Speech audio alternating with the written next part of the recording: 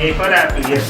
ఇది B for ball. B for ball.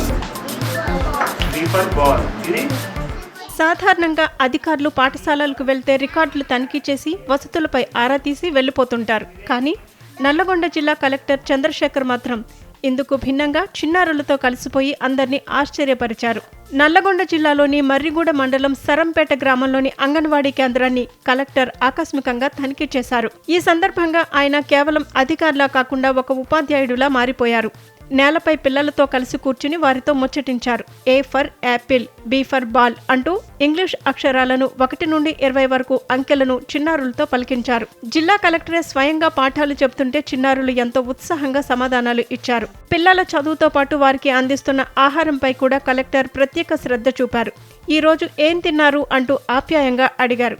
పిల్లలు పప్పు అన్నం తిన్నామంటూ ఉత్సాహంగా బదులిచ్చారు.